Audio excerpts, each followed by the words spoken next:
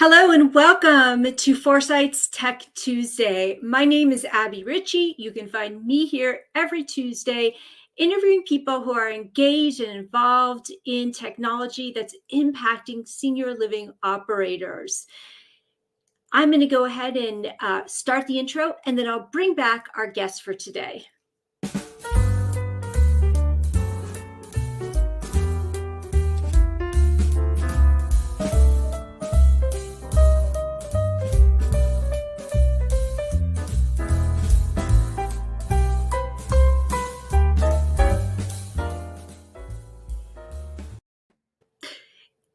Welcome back to the show. It always cracks me up when I see this animated version of myself, and it's just funny. So I want to welcome my special guest today. I've got Dr. Dani Ennesser from Lifestone Link. Welcome. Thank you so much, Abbie. We're so blessed to be here. Thank you. Yeah, you're welcome. Could you tell us a little bit about yourself and what you do for Lifestone Link, please? Yes, absolutely. So first and foremost, I have my doctorate in public health. And my story that kind of led me there is the fact that I was pre-med all my life, always knew that I wanted to make a change in the world. But I took a year off before medical school and did a incredible cancer research internship with a company called TGen in Phoenix. Unfortunately, in that time period, my mom passed from cancer after only 5 months from metastatic ovarian cancer. And I realized how much change needed to happen in this center of care and our communication, and whether that be a patient in a hospital, a resident in a community, whatever it is. I realized that we had to go higher and bigger. So I went and I got my MPH, and then I worked with the World Health Organization while living in Europe. So it was me that brought us back to Europe. In order to do all of my doctorate research with Harvard for my doctorate. And I became immensely passionate about people that are, that just lack this ability to be able to communicate to the outside world. And how can we help bring services to them and really help them be connected? I think everyone pretty much has a personal story that connects their grandparents or whatever it is, but how we can help. And meeting our founder in Lyon, just outside of Lyon, Burgundy, where our headquarters are in France. This was his social give back project, and it spoke immensely to my heart. So it was very serendipitous to get to meet Dr. Stéphane Maroc as well, and be able to be a part of this project that we started, and being Europe's largest resident engagement platform. And now I'm in charge of expanding it to the US. So we're really excited. Yeah, that's so meaningful, so powerful. I don't want to overlook the fact that your gap year was probably unlike a lot of people's gap year, where you're like, I took time off from college to study, and I think that's so helpful for the technology that's inside your platform. So can you tell us about what Lifestone Link looks like, as if we were looking at it, as if we were engaging with it right now, and how it impacts people specifically who are using it?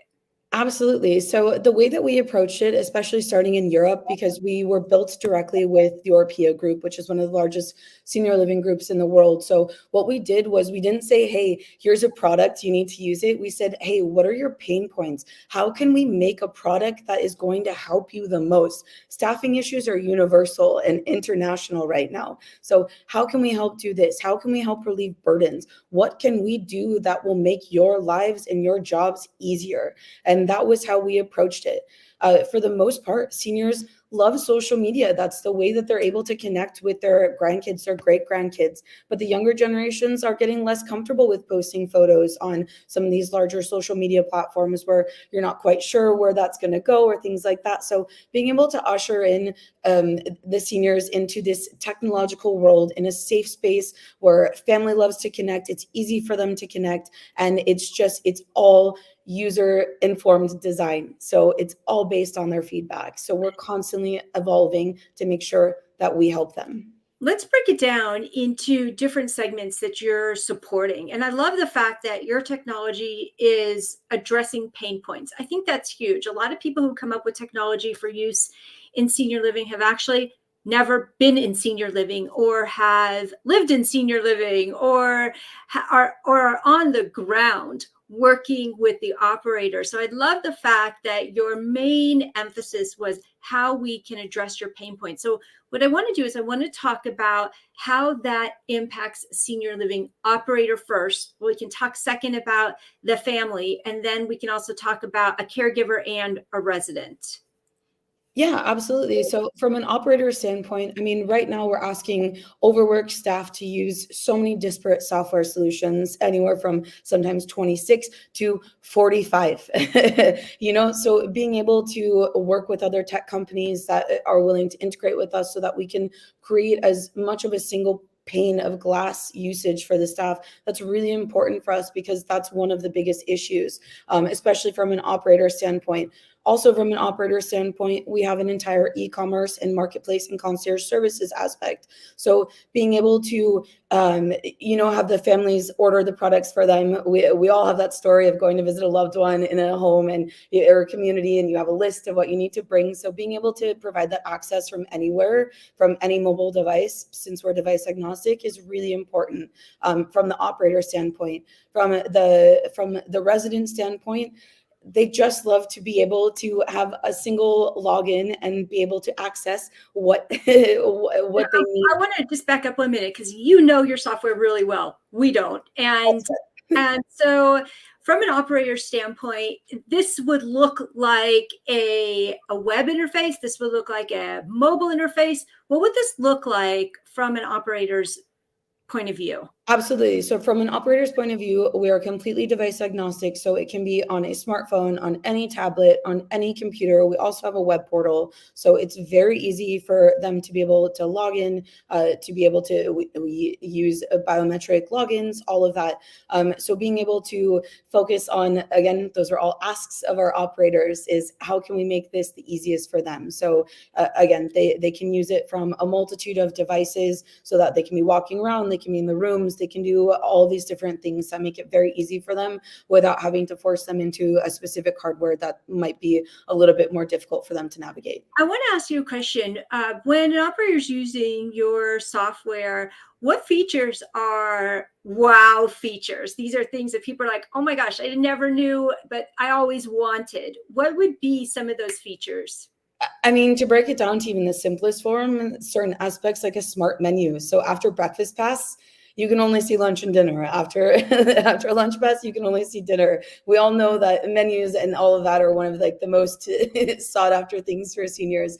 But on top of that, it's just the outside revenue streams that we can create for them. For every operator, that is tell us about huge. that. That's very unique, and it helps pay for their investment. So what are some of the outside revenue options? Right. So some of the outside revenue options that we currently offer is, first and foremost, it's a revenue share between any transaction that happens on the platform. So we're looking at big partners, the Krogers, the things like that, to be able to get the groceries. But then also the local vendors that these communities already work with. We have a way for them to be able to connect in. So now all those services are tracked. There can be a transactional sharing of those fees through all of that. So that creates outside revenue, as well as the communities, which is a big ask from the operators, being able to offer their services to the extending community that surrounds their existing community, the neighborhoods that surround them. So being able to charge for a day pass at the pool, or even smaller things like a donation button, so they can donate to the facility themselves, especially in the case of the HUD facilities that we work with, or they can donate to a fund for the staff, so that the community can do something for the staff, as obviously a give back and a thank you for all of your hard work. Those are really big aspects. And then as well, since we do a printed magazine of all of the photos and all the interactions on our platform, there's the capability for ads and marketing and all of that. But that's all up to the communities to be able to really figure out what's the right fit for them. We don't want to push them or any national companies on them. It's really their choice. And also we white label our solution, so it doesn't have to be us. It's all about them, and it's all about making them happy, and that's huge.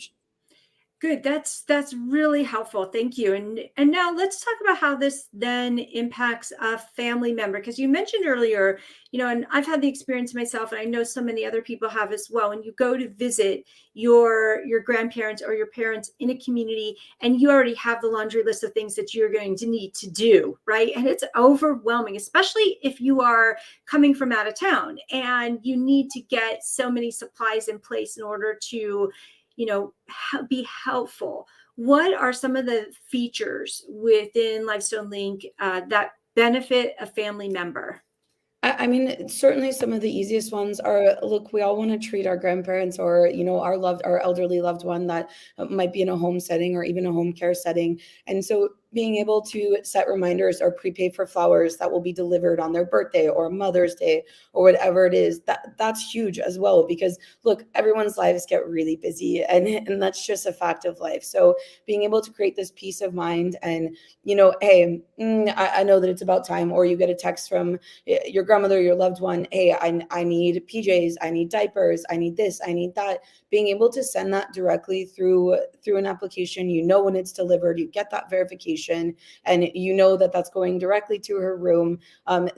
It's that's the way that life is happening now, is that unfortunately we're kind of all moving a little bit further away. And so being able to provide that link, hence our name, and being able to really provide that peace of mind for families to make sure that they can still stay connected, provide what is necessary, provide what they're needing, but doing it all in one single interface instead of having to log into 4 different shopping accounts or things like that is really important. And that's been, I mean, personally, I wish that I had that for my grandmother. That's for sure. That would have made our lives a lot easier. So I think that touches on a lot of people's personal stories. What are some other features that are embedded in the family facing app or view that are taking people by surprise and they're just loving? I think one of the biggest things is just the ease of use, because we really did base it off of social media for seniors. It's just how familiar it is to them to already use. You can you can react, you can comment, you can post videos. So for even the younger generations, it's really easy for them to adopt as well, because it's already an interface that they're that they're very well used to and is already ingrained in them. So being able to kind of play off that, but turn it into a safer space and more connected, and make those interactions more meaningful, is exactly what the families like. Wonderful. And now let's talk about the senior we love. Let's talk about the resident that we want to help. What are features in the app that they absolutely love using besides the social media aspect? What else is there that's going to make someone really gravitate towards using Lifestone Link? Yeah, I mean, first and foremost, it's the from a resident standpoint, it's always the basics. It's the activity agenda that is smart. It's the ability for their families also to be able to schedule visits, whether in person or online, which reduces the staff calls and burdens by about 30%. That reduces call volumes. And so from a resident standpoint, it's again, it's the fact that we constantly listen to their feedback. Hey, we don't want to see what's for breakfast anymore, as I already mentioned. It's making sure that they are our focus. So from the and I'm so sorry, I'm just getting over pneumonia. But making sure that they are the focus from, hey, does this work for you? Does this interface, is the contrast good enough for you? How does this help you? And being able to pull from that aspect, I mean, the menu, the calendar, those are always going to be the 2 biggest things that they care about, because that's just how they live their lives. And I love that about them. Can you tell me a story, like maybe it's feedback you received, or maybe someone emailed you, or a family member or a resident emailed you and said, I didn't think that much about this, but now that I'm using it, like it's radically improved our communication. Do you have any stories like that you can share? Yes, absolutely. So one of our residents in one of our pilot communities was relatively struggling with, she had a lot of distrust in some of the larger social media companies and things like that. So when she realized that that was really how we were geared towards, it wasn't this as needed messaging system. It really was ushering them into a safe social media for seniors, and not because they're incapable or incompetent. It's because we don't trust the rest of the people, you know. And so being able for her to feel safe in a place where then she felt like she wasn't getting enough interaction with her family and the photos and things like that. And now that she felt like she finally had a safe space to be able to share all of those photos and all of that, she now has booklets and printouts and photos covering all of her room and all of her apartment now, because she feels like there's a better way and a safer way to be able to do that. And so we're really proud of being able to, you know, give people that sense of peace and security in this. Awesome. Awesome. And thank you, Brian, for that comment. Yes, this is a wonderful platform. And, you know, we talked about the operator, we talked about the family, we talked about the resident. Is there any other aspect here that you want to share with us? Uh, I think one of the biggest things is the fact that the way that we structured our company is as a public benefit corporation. And so we are legally bound to only following our mission of helping these people. We can only take on partners or future investments, anything like that, that is exactly aligned with what we are trying to do here. And I think that it's definitely one of the first in this industry in this case. And that's because our mission is really what we're about. It's not about making money. I mean, everyone, of course, like that's an aspect of it, but to me, making money is a byproduct of doing something really well and helping people. And that's where our focus is. That's that's for later. Right now, it's about making sure that we can really make a difference in these people's lives. And it's been a very overlooked opportunity for this group of population that is only exploding in the US. And so, you know, I think we've been really remiss as a country to not pay more attention to their needs and their aspects. And I always say, if you were raised well, you were raised to respect your elders. At what point does that go out the window and we start treating them like they can't do anything for themselves? And that's not the case at all anymore. So let's give them the opportunity to show that, hey, they can do this, they want to do this, and let's just create the safe space for them to do it.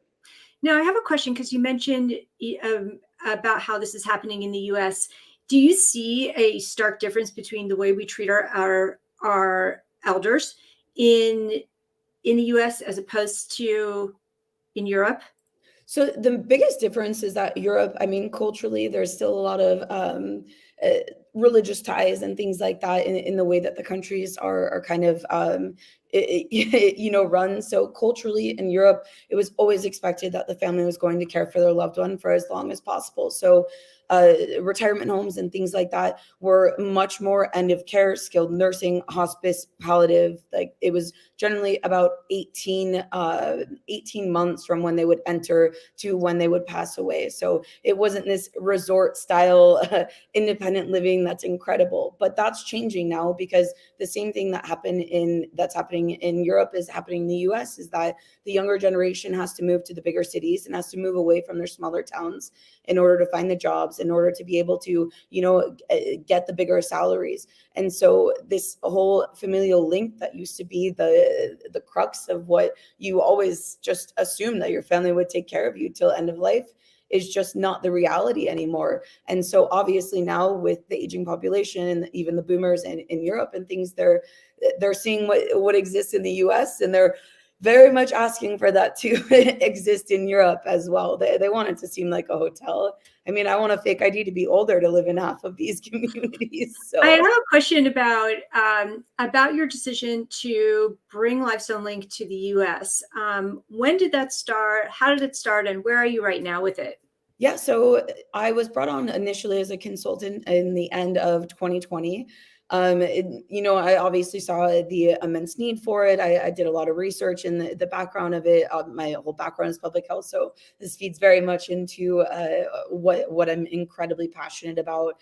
And so it was really serendipitous meeting our founder, Dr. Stefan, and being able to talk to him. He had already had a previous business that he had made an exit from that existed in the US. So the US, for no matter what other people think, the US is still kind of the golden land for for the rest of the world. So, you know, you're successful in Europe, but You know, as they say in the US, if you can make it in New York, you can make it anywhere. In Europe, they say if you can make it in the US, you can make it anywhere. So, you know, that was very much the crux of it. And I always love a challenge. So I was very happy to be able to, you know, kind of usher this in, and especially when that first started. So spring of 2021 was our first kind of diving deep into the industry in the US, and, you know, figuring out the the P's and Q's of how it runs, and, you know, just really getting to know some incredible industry experts that have been really great have provided really great guidance for us along the way.